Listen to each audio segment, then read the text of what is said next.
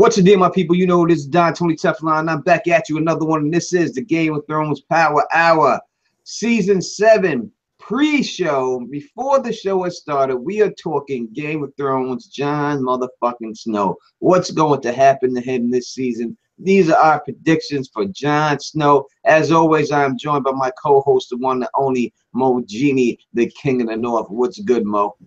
What's going on, folks? It's Moji, the King of the North. It's Moji.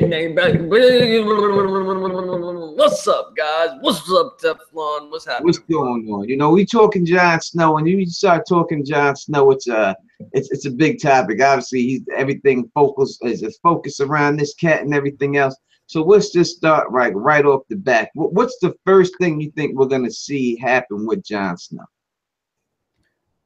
Man, Teflon, Jon Snow, man. The former, you know how Prince is like the artist formerly known as Prince? Yes, sir. Well, man, Jon Snow was the artist formerly known as the Bastard of the North. You feel me? No doubt about it. No doubt about it. He is formerly known as the Bastard of Winterfell, formerly known as the Lord Commander of the Night's Watch, just basically the artist formerly known as.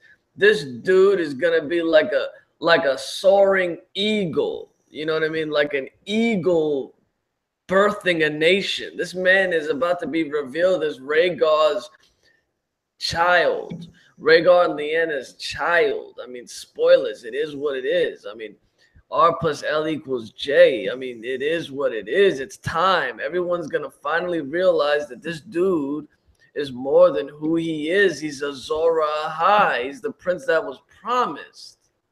No doubt. So we left off with Jon Snow obviously becoming the king in the North. And I think that when we pick up, we're going to pick up with still the same scene, just about same situation. I don't think these people done went home and then came back and now they're having another meeting. I think it's still going to be the same exact meeting. Now some other people are going to join them. We have seen pictures of two little children, one girl with red hair and then one kid. And these have to be the people that are now controlling House Karstark and House Umber.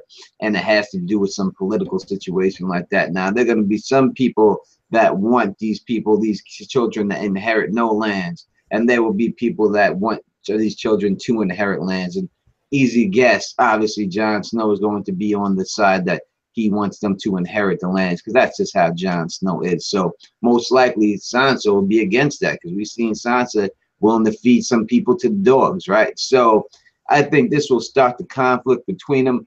What do you think, Mo? Do you think that Littlefinger will use this to put a wedge between Jon Snow and Sansa? Yeah, for sure. The audience is going to be reintroduced to the fighting and well, not fighting, but, you know, the rift that Littlefinger was trying to introduce at the end of last season. You know, whispering in Sansa's ear that Jon Snow is the king of the North. Whatever you may believe, you know, you were his sister, but you made fun of this dude. You treated him like the bastard, you know, and Jon will never forget that. He'll never forget the way you treated him, Sansa. So the rift is there. Jon, I mean, at the end of the day, Jon will always treat her like his last living relative. In his opinion, he doesn't know that Bran's still alive, correct? That's right. He doesn't know that Arya is still alive, correct? That's right. To him, this is the only person in the world that connects him to who he thought was his father, Ned Stark. He's not gonna ever question Sansa. This is how I figure it, man. He's never gonna question her. If Sansa says, I want to leave Winterfell, I'm gonna do whatever the hell I want, Jon will do everything in his power because he loves her at the end of the day. So whatever rift Littlefinger tries to do, man, it won't work because it's just not. They're too grown for this. You feel what I'm getting at?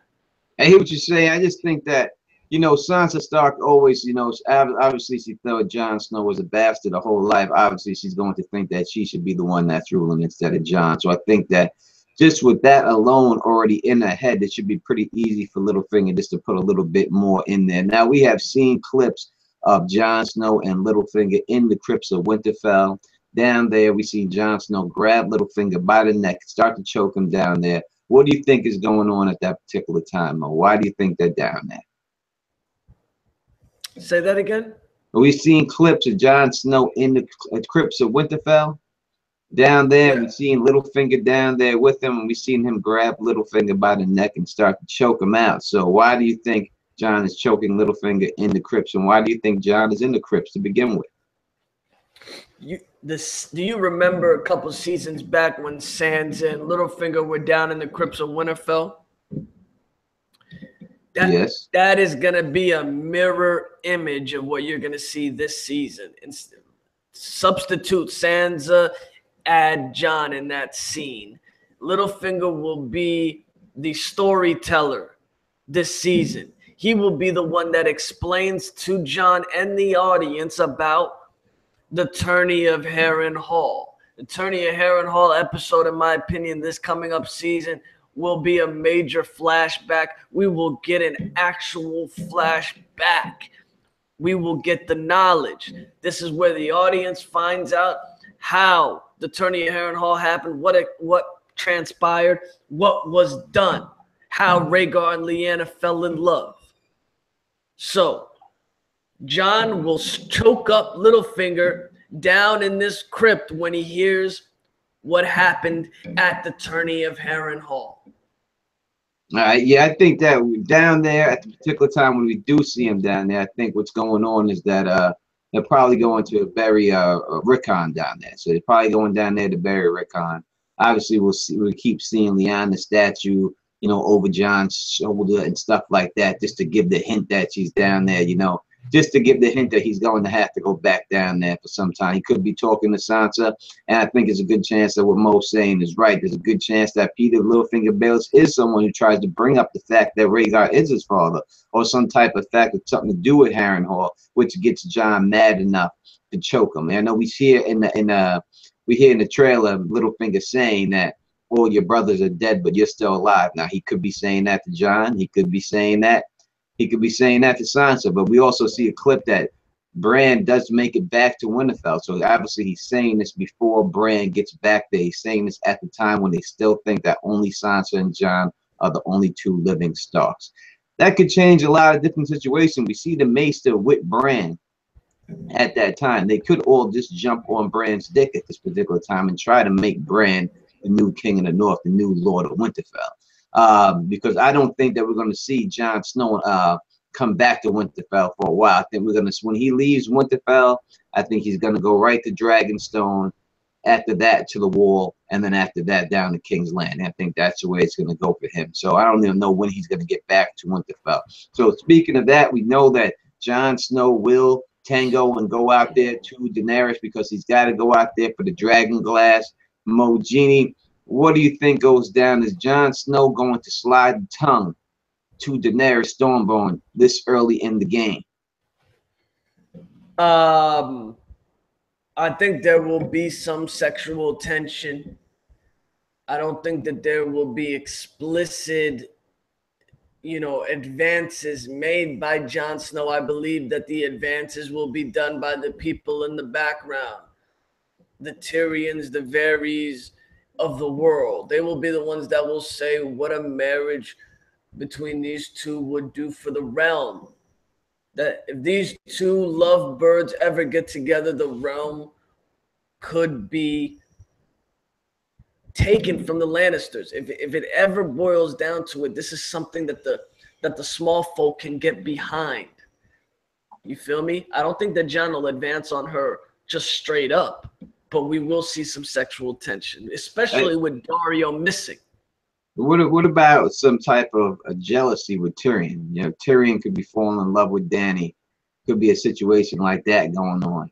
I think it's possible that Tyrion could do some jealous situation going on there with him, between him and Jon Snow. I can't wait to see the scenes between Tyrion and Jon Snow this season. There absolutely could be some jealousy. We are going to be gifted with some great lines from season 1 when Jon Snow and Tyrion were together on the road to the Night's Watch, when they were on the way to Castle Black, and Tyrion was giving Jon all that knowledge about being a bastard and how you should cloak yourself in it like armor and never let people use your faults against you. We will be gifted with all the lines from season 1 again. I can't wait. And for Tyrion to see what Jon has become since season 1 will give him so much respect that I don't think jealousy will play that much into it. I think you will see a lot of envy from Tyrion, some jealousy on Tyrion's part. That he can't believe that this bastard of Winterfell rose through the ranks to become the Lord of Castle Black, to be the Lord Commander of Castle Black, then to also defeat the Boltons. When Tyrion realizes that this man defeated the Boltons, that's when the envy will come in. So you're saying there is possibility that there could be some jealousy on Tyrion's behalf when it's all said and done. I think that that's definitely a good possibility. Tyrion's not a nice guy in the books. We may see a little bit more of that this season. Tyrion's out for Tyrion. He's always been out for Tyrion.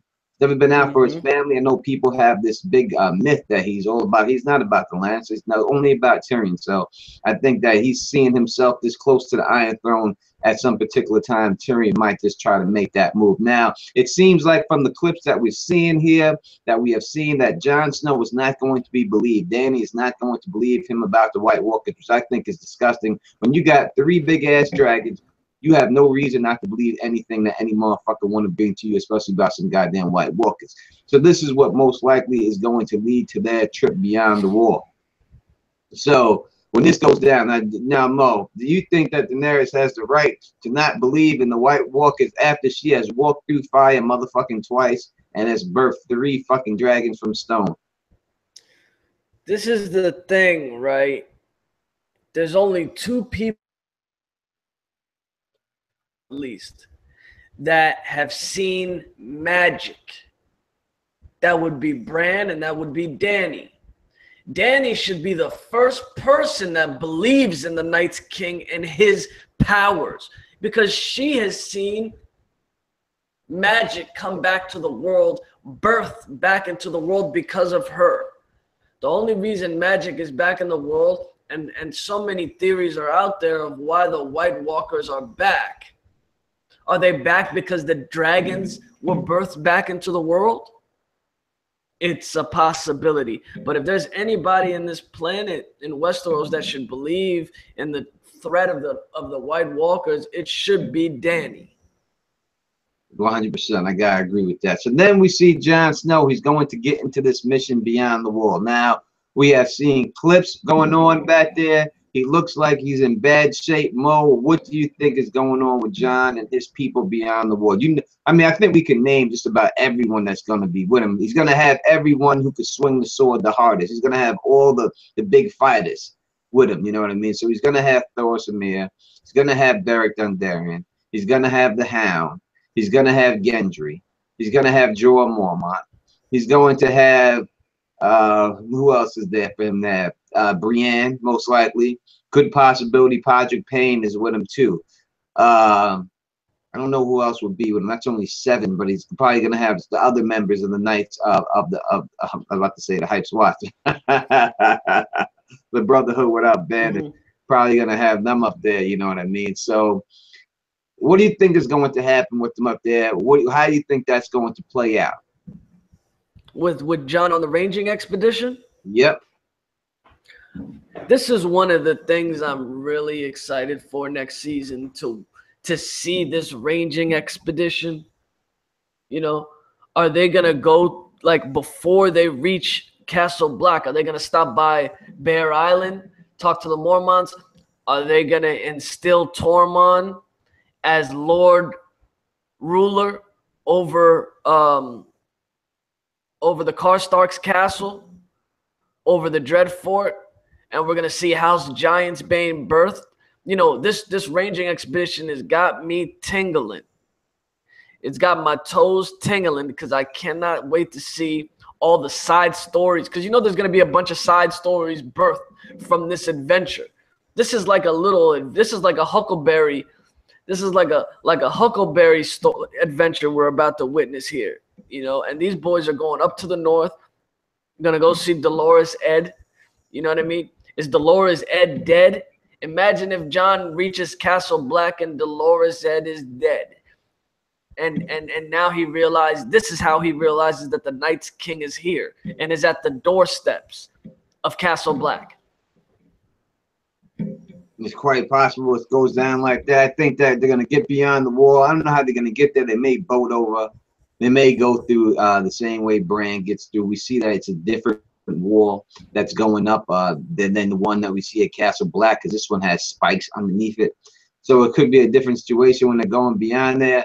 I think they're going to go out there, and I think obviously the plan is going to be what it's going to be, what everyone knows it's going to be. They're going to try to capture some type of white, some type of thing to bring it back for proof. Now, we've seen this already in season 1. That is what Joe Mormont wanted done. He wanted them to bring the white down to King's Landing for proof, to show them what was going on, and never made it down there.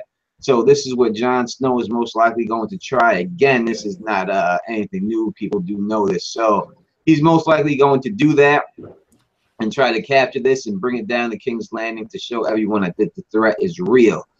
I think he's going to get in over his head, because I think a lot of people that are going out there with him aren't going to believe him. I don't think the Hound's going to believe.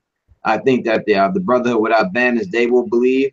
I don't think Gendry will believe. I don't think Brienne's going to believe. And I think when they fucking really see it, they're going to shit their pants. Now, also, I don't think it's just going to be the White Walkers there. I think it's quite possible there could be some ice spiders, because when you see these guys running, they're looking back. When you look back in the trail and you look back and run, that means you can't believe what's chasing you. So I think it's got to be a little bit more than whites. So it's quite possible they could be getting run down by ice spiders at that particular time, and some other creatures coming after them and stuff. Maybe even a resurrected 1/1 or resurrected giant too. Something special is coming at them besides whites when it's going down there. My bad, but I gotta ask you this before you skip this part, because I'm trying to ask, do you believe that Jon Snow will go to Dany first and talk to her, or do you believe that he is going ranging in the north first? What is the first move? He's going to talk to her, and then she's not going to believe him, and that's what's going to give him the idea to go ranging to the north to get the proof to bring back to her. He'll probably make a deal with her, like, listen, you don't believe me. What if I brought you back a white? Would you believe it then? Or would you then give me all the dragon glass I need? And she's probably like, yep, if you go there and bring this back, I'll give you all the dragon glass you need. And then all these people agree to go with him, and then that's when he goes up there. So even with Tyrion at her side, I don't think who knows about Grumpkins? Yeah, but he doesn't believe it. He doesn't believe in that stuff. Tyrion, he made fun of it back then. He's like, oh, you're no. He didn't make fun of it. It was Cersei that didn't believe, but he was the one that was like, Lord Commander Mormont wouldn't lie. I've met this man. Season 1, he was like, I've met this man. He would not lie about this Cersei. And Cersei was like, we don't believe in Grumpkins and Snarks. It was Cersei that made fun of it. Yeah, but he made fun of it also too. He said it too. He goes, oh, and the Stumpkins and the Grots and all these evil story that your wetness believes in you. Do you really believe them all? So he says that himself. He does say the thing that you're saying too, but he does say that also. So I think he may not, especially if he's jealous of Jon Snow and he sees that Dany is with it. Look, Tyrion, he got rid of Dario for a reason, and people may think he just got rid of Dario because he's looking out for Dany's best interest. You had to get rid of someone sleeping with her, because Tyrion is going to be the one that wants to sleep with her. That is the reason why he did that. He's not a nice guy. He really isn't. Especially in the books, everyone you could see it easily. This is a guy that's a doing cartwheels, waddling around and stuff like that. There's a reason why Tyler didn't like him. People trust Tyrion too much because he looks like Peter Dinklage in the show, but that's not how he really looks, and that's not how he acts. So I think Tyrion's out for Tyrion. I think it'll be shown this season. Okay. Forget about Tyrion being at her side. Do you think Dany just won't believe at all that magic exists in the world, even though she has magic herself. No, she's not going to believe, because you hear it in the clip that Jon Snow says. He says because the enemy is really real, like he's trying to convince people. So I don't think she's going to believe it whatsoever, and that's going to lead to the ranging expedition.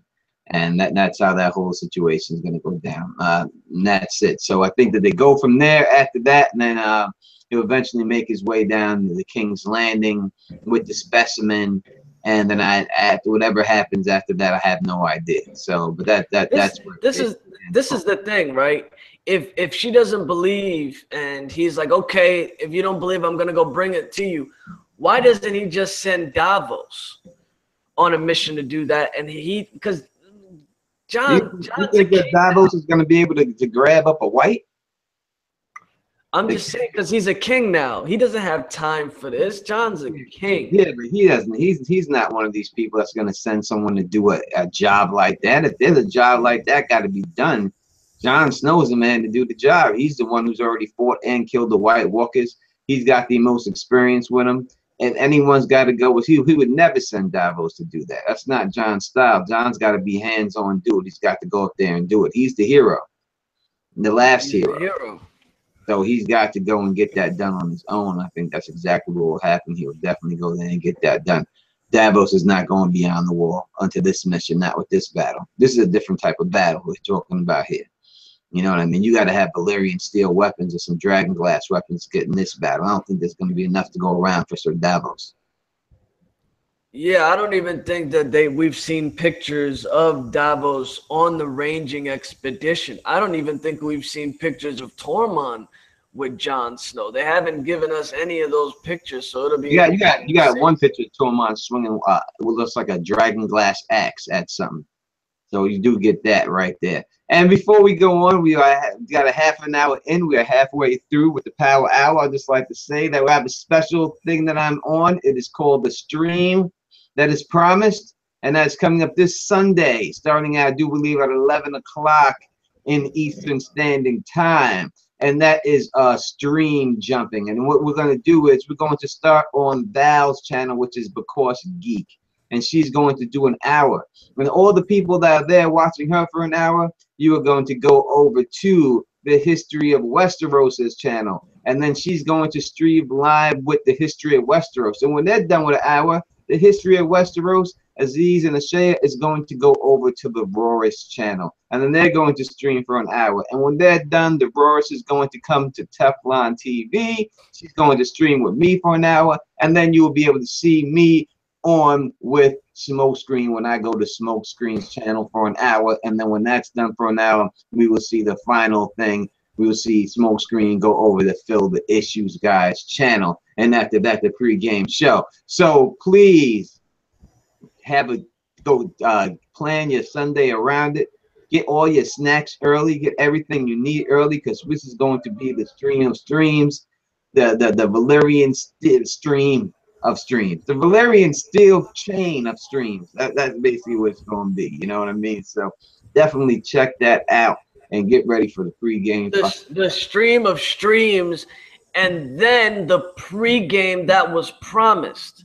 The pregame that was promised every Sunday before the episode. Y'all gonna love it. We're gonna get started a little bit later this week, because I did that so that we can get all these streams in.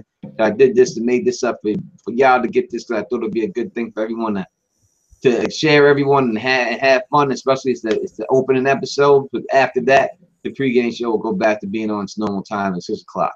But we'll be starting a little bit hour later, so we can all jump on Phil's stuff right after this and everything else. So don't forget about the pregame show, and don't forget about the Power Hour, the weekly, the daily show, every day for 1 hour. We're doing this. We're hitting up for you, so you can talk Game of Thrones. We're going to go through one character or one actual scene of the episode, and we're going to break that down for the whole hour. And that's when we're going to take questions from y'all in the chat. That's the way it goes down. That's how we go. So Mo, that's what I see with Jon Snow. I think the biggest issue she's going to have, besides the White Walkers, is dealing with the people in the North. I think he's going to have more issues dealing with them, and it's going to be a big convincing situation for him. He's going to have to do this for this person. Kind of like, I don't know, that cartoon with Foghorn Leghorn, where that little little mouse wanted something, and he had to get a bone for the dog. And if he got a bone for the dog, he had to get the bone. He had to get a piece of cheese for the rat. And to get the piece of cheese for the rat, he had to get a fish hook for this person and get that.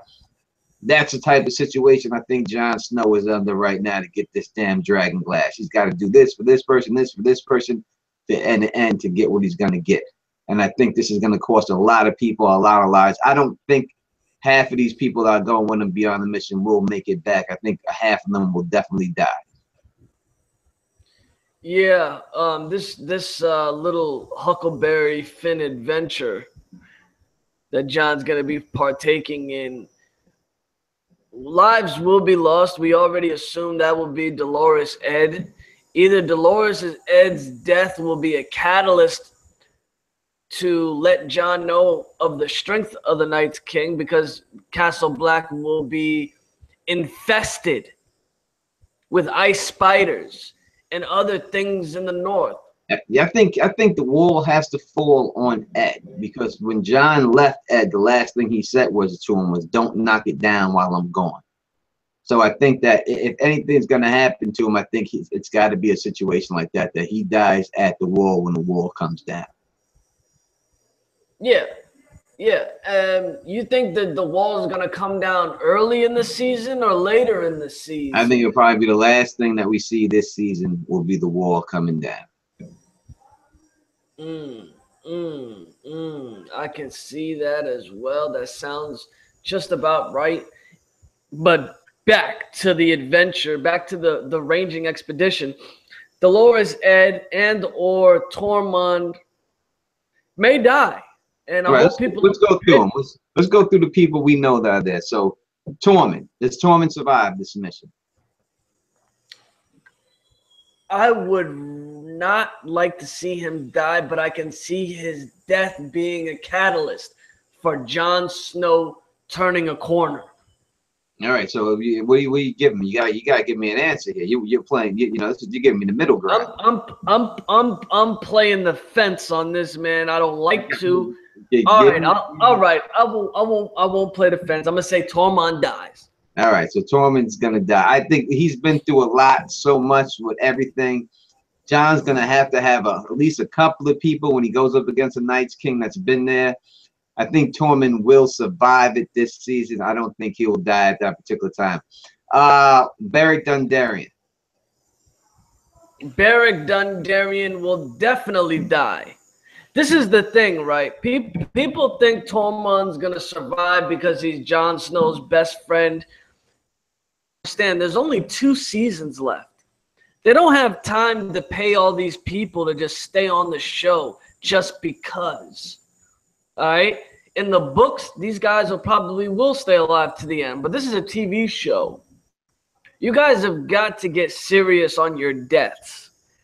All of you want everybody to survive. I don't want Podrick to die. I don't want Brienne to die. I don't want Tormund to die.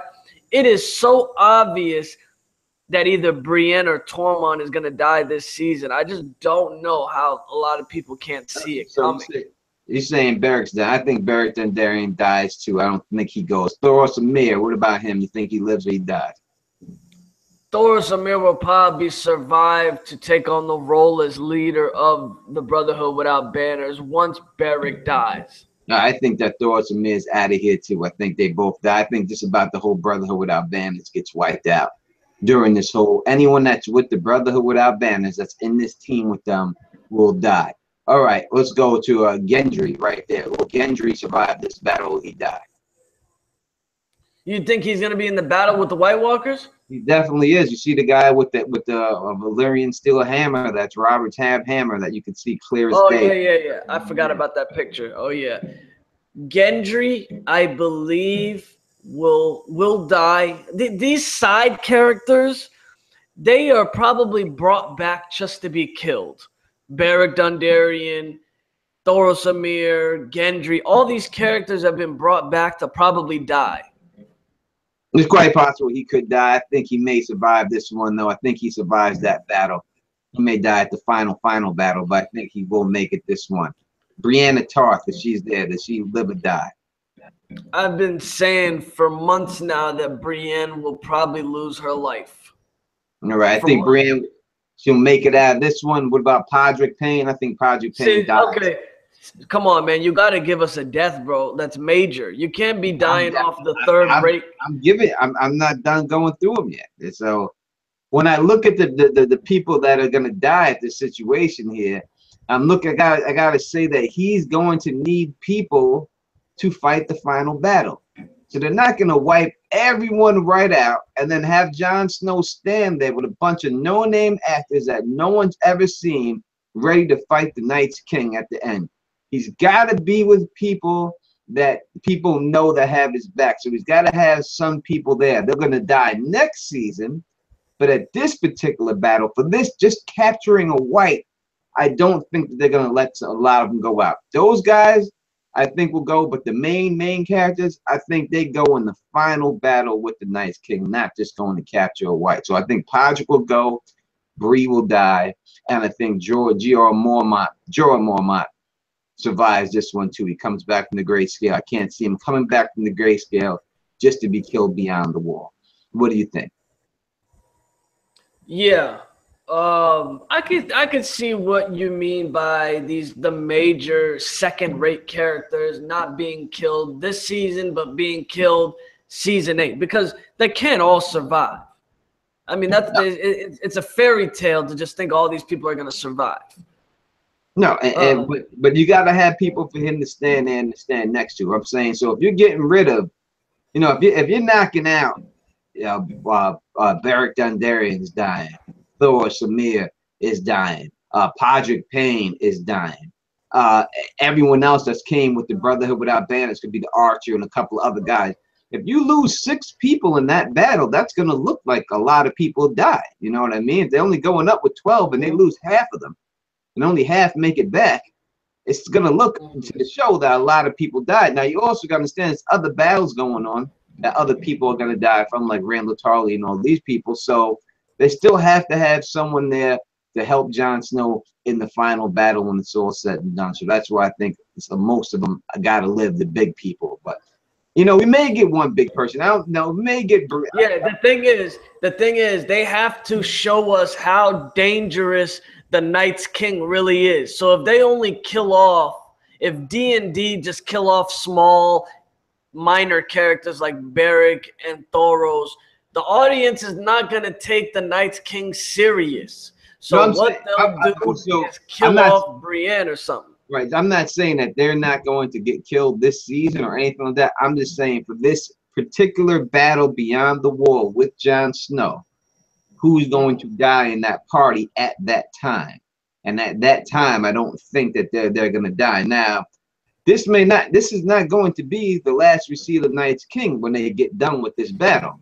They're going to get there and get what they got to get, then come back to King's Landing. Now, the second time we see the Night's King at the end of the season, then quite possibly he may take out somebody major right then, you know what I mean?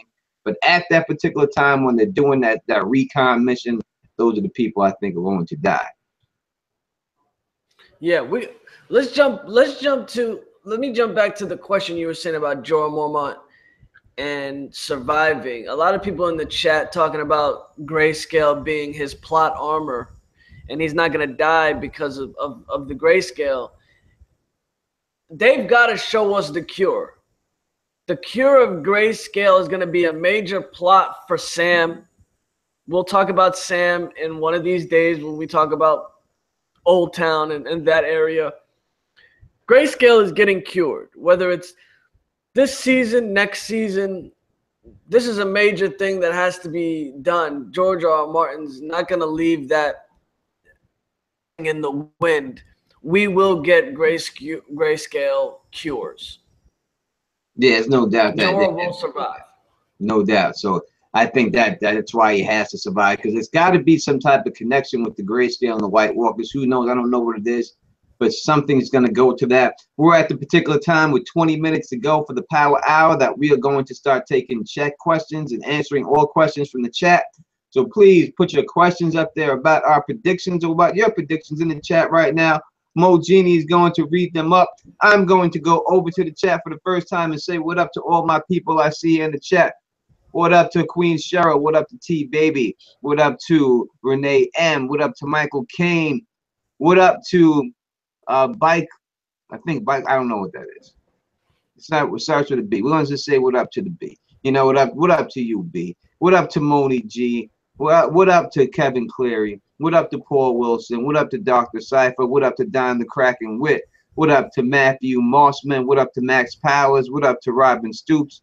What up to the T baby? And what up to everyone else out there watching? My man JD the Dragon, my man Lord Jon Snow. What up to everybody out there? And thank you for joining us on this. So, Moji, what is the question? First question that we got. First question comes from Lauren at Lauren's Corner.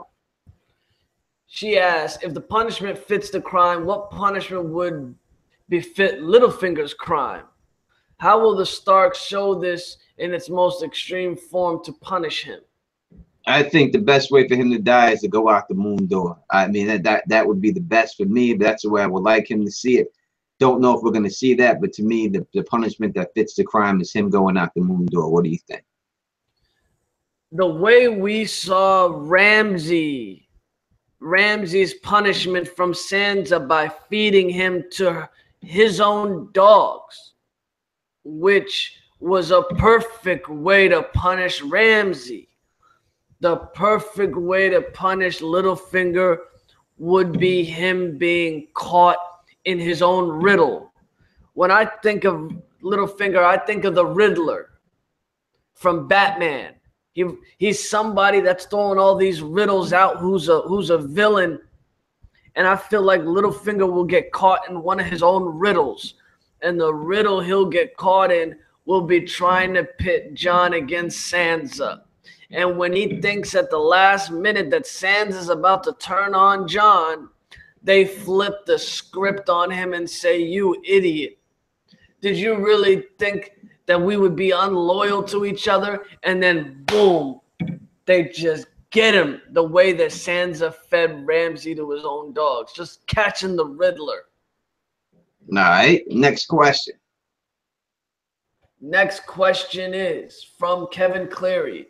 Could it be a kind of special teams take out of the Night's King, or draw him out, then bring the dragons out to finish him? How will it happen? I don't even know if fire can kill them. I haven't seen fire affect any White Walker yet. So to say that fire is even going to do anything to the Night's King or any White Walker, I don't really know if we can say it will.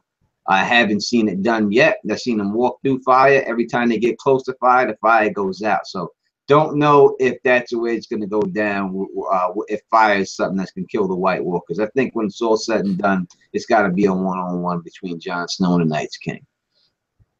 I believe that Bran will be the one to finish the Night's King. I believe that fire won't do anything to the Night's King. Fire, he'll laugh at fire. Don't you remember at the cave when the Night's King killed Blood Raven? Do you not remember how he just walked through that flameage? Like, only the whites can get damaged by fire, not the Night's King and his generals. It doesn't matter if it's a dragon. They have magic. Magic defeats magic, or magic cancels out magic. So that won't harm him. It will be Bran who will have been taught a special skill from the three-eyed crow that defeats the Night's King. To do with that GPS frost scale, I don't know. We shall see. We shall see. We're going to the next question. Next question is, T-Baby asks, will Jon and Arya reunite?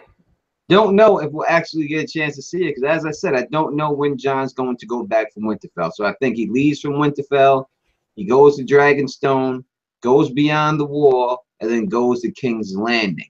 Now, possibly when he's in King's Landing and coming back from King's Landing, he'll make his way back to Winterfell. But that would be the only way I could see it happening. It depends how fast they're really going to have Arya. She would have to be back in episode 1 in order for him to meet her. She's not back because he's gone in episode 2. So she'd have to make her way back to episode 1. So it'd be hard. I'm not sure. It's quite possible she could. It could go down like that. But I'm not sure. What do you think? About which one again? Will Jon Snow reunite with Arya? Absolutely. Absolutely. We already see the pictures of Arya wearing Winterfell gear or northern clothing, which tells us she's in the north. She's not going to Bear Island. She's not going to any other, castle. It's obvious she's going to Winterfell. She's not going to go to the Knights. She's not going to go to Castle Black because she'd have to go through Winterfell to get there. So there's only one logical place she can go, and it's at Winterfell. They will reunite, and everything will make sense when they do. Jon will finally realize there's 3 of them in the world and not 2. Because Arya doesn't know that they're alive either. Arya has no clue that any of her siblings are alive either. So that's going to be a great moment this season. Yeah, it's something I would love to see, but we will see if it actually happens. We will see if it's there for it to go down. You have another question? Yep, we got tons of questions. We got another one from Reef.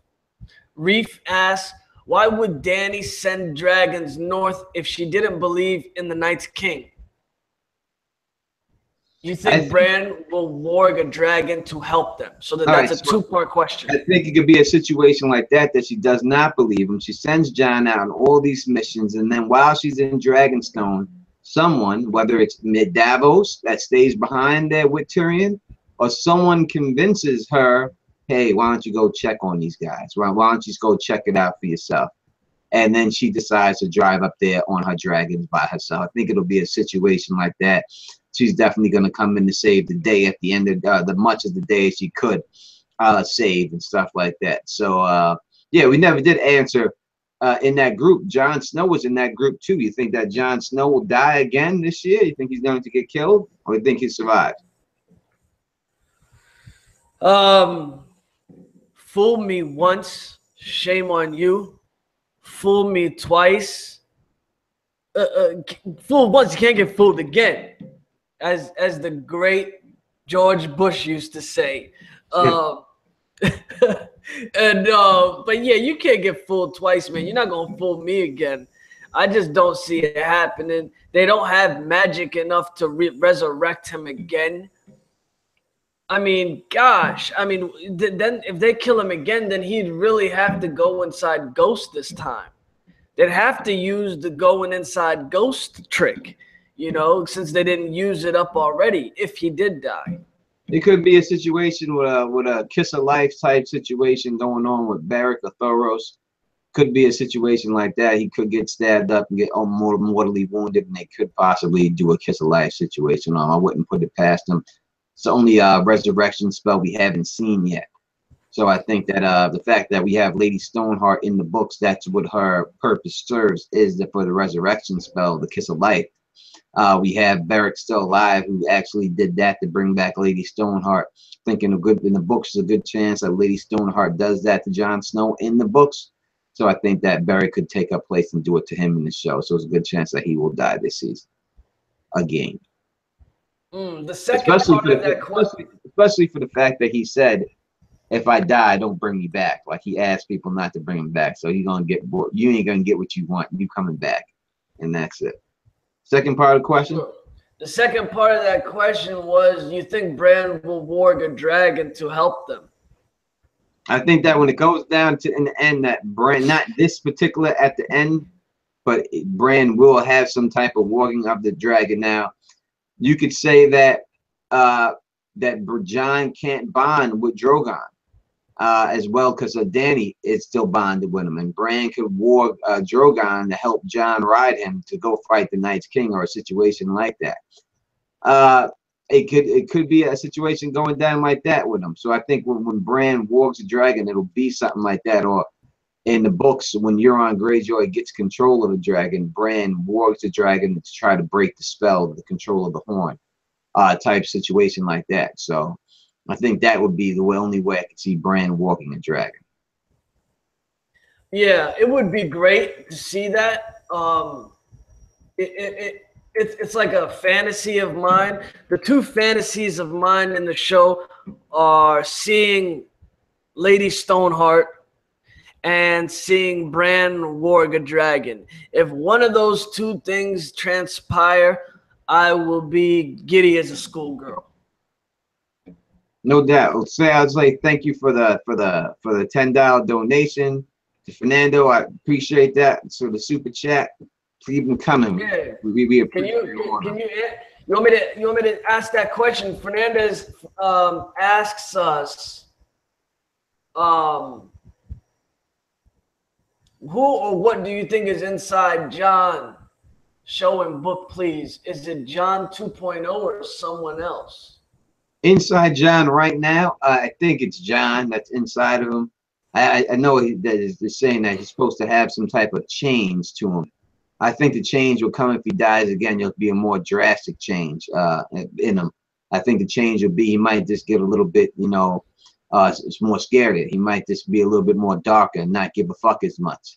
If he goes out again and dies and comes back, I think the guy might think he's unstoppable and just not give a fuck. You know what I mean? Just go all out after that. So it could be, I think that would be what the change would be. Yeah, Jon, when he woke back up at Castle Black and Davos is asking him, what did you see when you died? Jon says nothing. Blackness, eternal blackness. It would be great if he saw some souls or saw something in the blackness that would tell us that there's something inside of him. But with getting no answer there from Jon's mouth, I don't think there's anything but him inside of him. I see a new person up here, D. Michelle. I don't know if I've been seeing that name. Thank you, D. Michelle, for stopping by. I don't know if I've seen you before, but please subscribe and stick around for all this stuff. Can you see that question that she's asking, D. Michelle? Can we get her question in there? Yeah, and after that, yeah. Cheryl's see, I see a couple new people, man, and I love it, man. Make sure you guys subscribe and hit that notification. Give us comments. Yeah, D. Michelle asks, what do you think Varys' role will be this season? He is one of my favorite characters, and his lack of presence in the trailers are slightly concerning for me.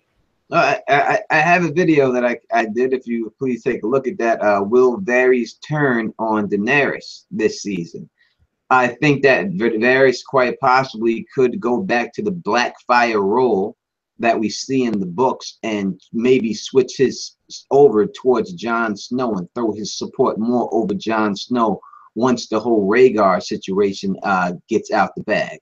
I think he might just switch over there, and I think that it's a good possibility that we see Dany become a lot darker, a lot more Mad Kingish with her whole situation with her, with having not as much mercy as she should. So I think that could allow Varys to switch sides over to Jon Snow and represent Jon Snow a little bit more.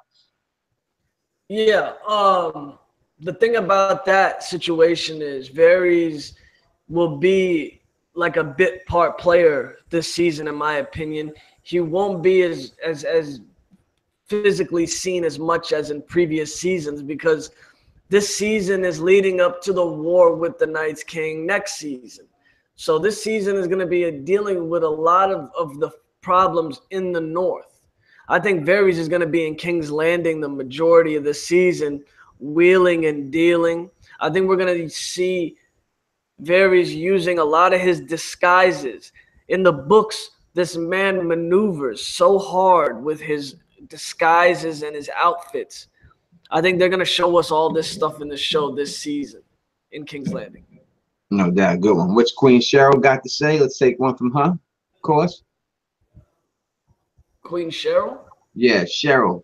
Anything that she is Queen Cheryl, but her question is Cheryl. Yeah, Cheryl asks, could Arya be Jon's Nisa since she's the one he truly loves? Go ahead, we take that away, Mo. What do you think? I think, one of my first videos I ever did on YouTube was the reverse Nisa.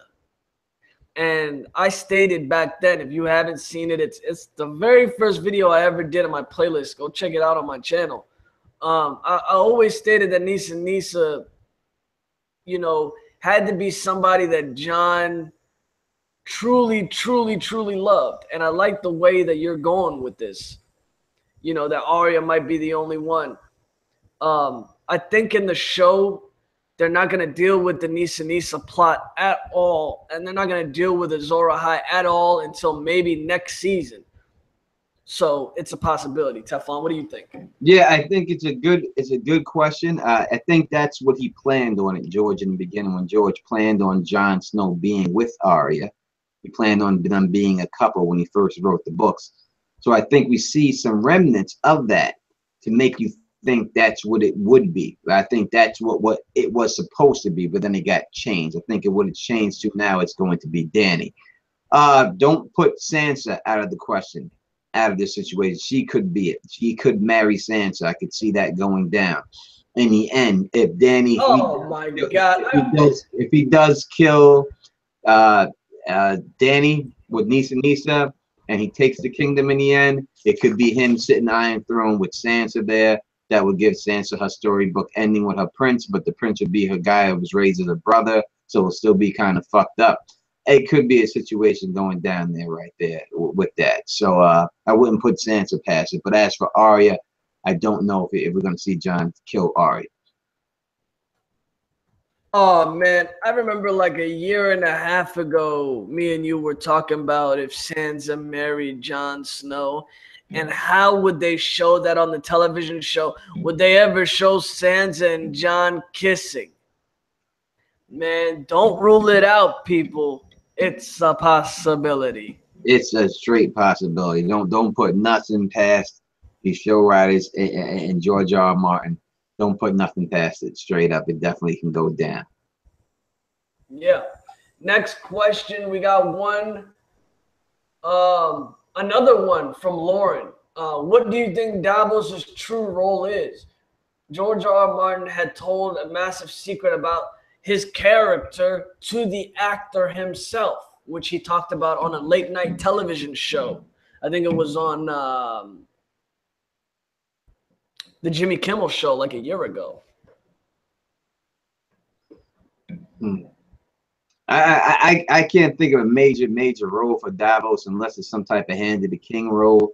I can't see if he has some other secret about him. I have not picked up on it. What else is special about him? I don't know. I don't think he's Azor Ahai. I don't think it's a type of situation like that. But if they're saying there's something else about him, I haven't been able to figure it out myself. I think the secret that Davos was told by George R. R. Martin had to do with Jon Snow's resurrection. I think that secret's already out of the bag. That was like 2 years ago, I believe, when he was told that secret, and it was right before Jon Snow's resurrection. If it wasn't to do with Jon Snow being resurrected at Castle Black, then I might be wrong, and it could be a whole nother secret.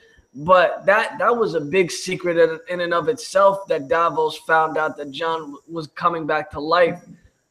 I mean, God, man, that whole summer last year, everybody was just going wild.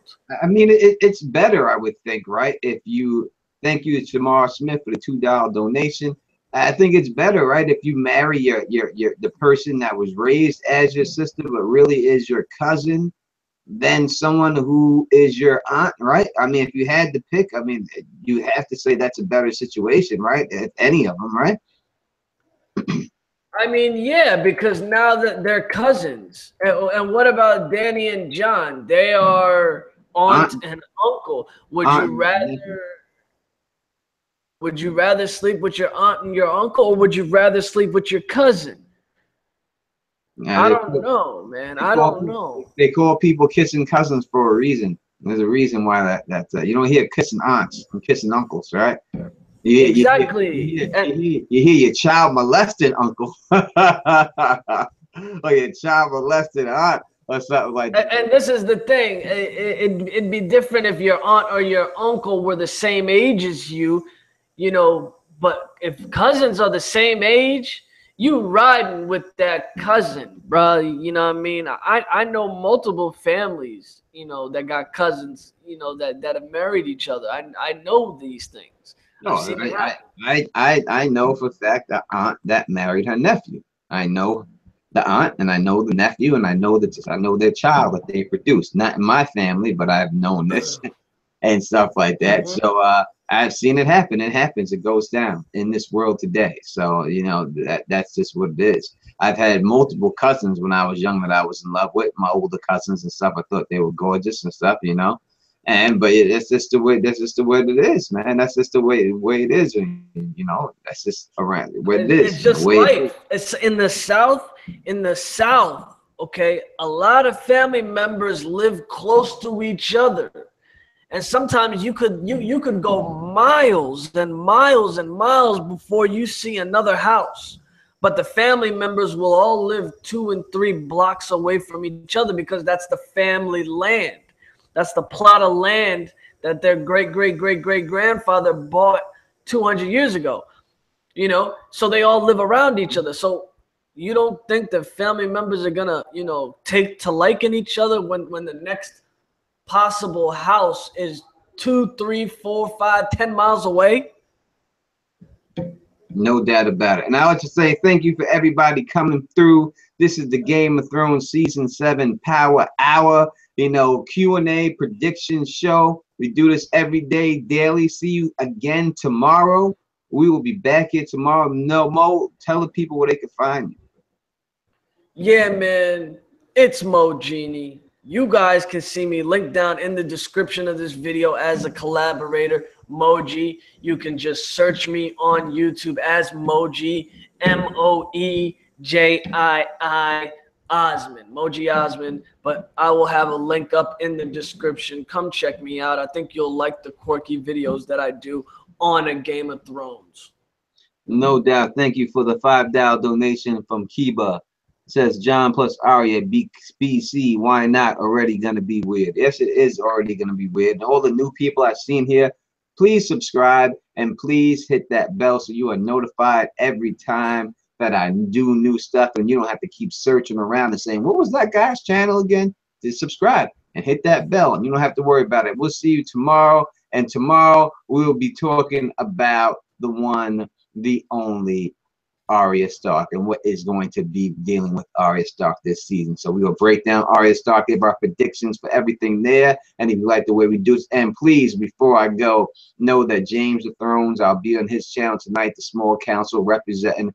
Come watch us there. And if you like the way we do this, please thumbs up this, please spread this across the realm, and please subscribe. And until next time, you know who it is. Peace and stay sexy.